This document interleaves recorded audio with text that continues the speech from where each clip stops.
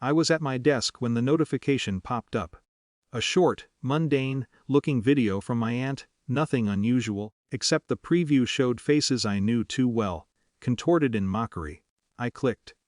There they were, my parents, my cousins, my siblings.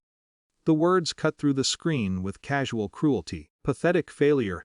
She should be grateful. Laughter trailing each sentence like a punchline I wasn't meant to hear. My own name, spat out so lightly, and yet weighted with years of disregard. For a long time, I said nothing. I just watched. The apartment around me faded into silence. Memories crowded in, months, years, decades of quietly footing bills, covering unexpected expenses, smoothing over emergencies. The mortgage when they hesitated, the phone lines, utilities, groceries, small crises they never even asked me about, all while my own needs were relegated to the background, unspoken, unnecessary, invisible. I considered replying immediately. Maybe a text to my aunt. You probably shouldn't have sent this. But the thought felt hollow, almost performative. I wanted more than a warning or a mild rebuke. I wanted acknowledgement, but acknowledgement had never been offered before. My silence became a shield. I watched the video again. This time noticing the subtle gestures, the ease with which they dismissed me, the way laughter covered something meaner underneath. It wasn't just mockery, it was a map of my invisibility in their eyes. For days, I carried the weight quietly. I answered their calls. I smiled at family gatherings.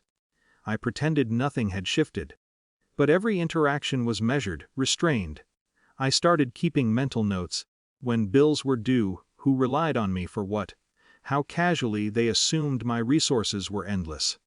My restraint was a kind of quiet resistance, a small rebellion against the expectation that I remain blind and forgiving.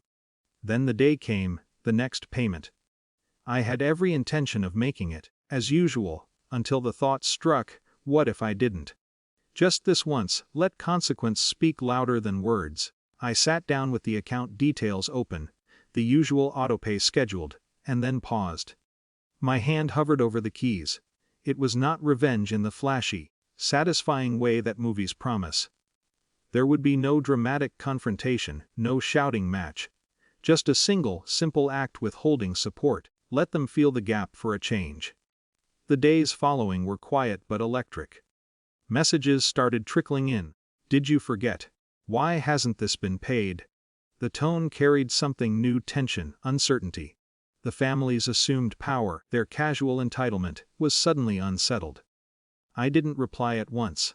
I let the silence stretch, measured, deliberate. The shift was palpable. In my own space, I allowed a small sense of vindication. Not gloating, not triumph, just acknowledgement of my own boundaries, of my own value. Their discomfort was real, undeniable, but it was not my satisfaction that mattered. It was the recognition that my patience had limits. My silence had weight, and it had power. I knew this wouldn't magically repair the family dynamic. Relationships were still strained, fragile, unresolved. There would be awkward dinners, uneasy small talk, tentative apologies that may or may not be sincere. But the internal calculus had changed. I had stepped back, no longer invisible, no longer a constant safety net to be taken for granted. Somewhere between quiet dignity and simmering resentment, I understood my own role differently. I had learned the cost of unspoken sacrifice. I had discovered that restraint could be sharper than confrontation. And when I finally did respond to the initial inquiries about the payment, it was calm matter of fact, almost detached. No explanation, no justification, just the simple, undeniable fact: the leverage had shifted. The family adjusted slowly, awkwardly, but they did adjust. And me, I remained measured, quietly aware that this small act did not erase the past, but it gave me a foothold for the future. A foothold built on boundaries, on self-respect, on the knowledge that my contributions had meaning, even if they had never been recognized before.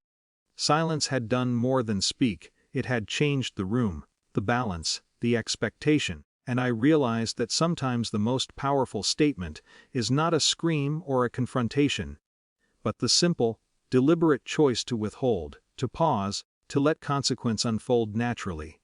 The next payment would come, eventually. And when it did, I knew it would be on my terms.